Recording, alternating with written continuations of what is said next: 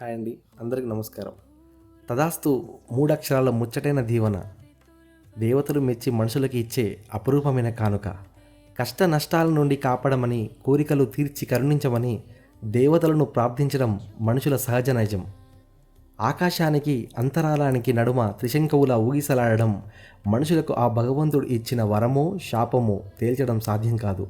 ఊగుతూ ఉన్న చోటే ఉండిపోవడం కన్నా ముందుకు సాగిపోవడమే ఉత్తమం అన్న భావన కొందరిని స్థిరంగా ఉండనివ్వదు. మనిషి అటు స్వర్గానికి ఇటు నరకానికి కాకుండా మధ్యలో వేలాడటానికి కారణం లేకపోలేదు. పైవారికి అంటే దేవతలకు చావు లేదు, క్రింది వారికి అంటే దానవులకు చావంటే భయం లేదు. మధ్యస్థుడైన మనిషికే చావు తప్పదు, అందుకే అదంటే అంత భయం. మనిషికి పూర్తిగా చెడ్డవాడని కానీ 100% మంచివాడని కానీ చెప్పలేం. కాకపోతే దివ్య మానవుడిగా ఎదిగే అవకాశం ఉన్నవాడు.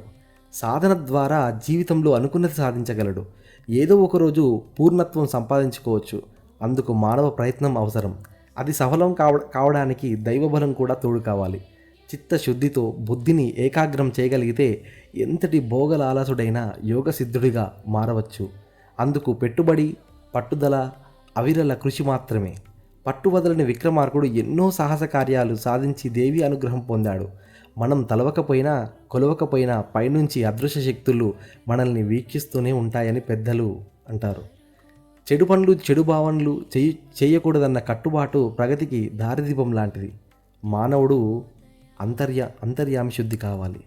తదాస్తు దేవతలు మనకు అండగా ఉంటారని భక్తుల నమ్మకం. ప్రాచీన గ్రీకు దేశస్థులు దారి చూపే దేవతలను ఎగ్రిగోర్స్ అని పిలిచేవారు. యుద్ధరంగానికి బయలుదేరే ముందు విజయం కోరి వారిని ప్రార్థించేవారు. శుభకార్యాలు నిరాంటంకంగా జరగాలని ముందుగానే వారికి మొక్కుబళ్ళు చెల్లించేవారు. ఇలాంటి సాంప్రదాయం హిందూ ధర్మానికి కూడా దారిదీపంగా నిలిచింది. తమసోమ జ్యోతిర్గమయ అన్న ఉపనిషత్తుల మహావాక్యం జాతి హృదయంలో సుస్థిరమైంది. ఈ ప్రపంచంలో జడ జీవ పదార్థాలను ఒక వాస్తవం శాసిస్తుంది. ఇంద్రియాల వెనుక మనసు ఉన్నట్లే కార్యం వెనుక కారణం ఉంటుంది. భావమే బాహ్య రూపంలో జీవితాన్ని నడిపిస్తుంది. సదాచార సద్విచారాలే మోక్షద్వారాలు. కొన్ని ఆకృతులు కంటికి కనిపించకపోయినా మనసును అలరిస్తాయి, కలవరపాటుకు గురి చేస్తాయి. పంచభూతాలు అందరికీ సమానంగా తమ శక్తులను పంచుతాయి, ప్రతిఫలం ఆశించవు.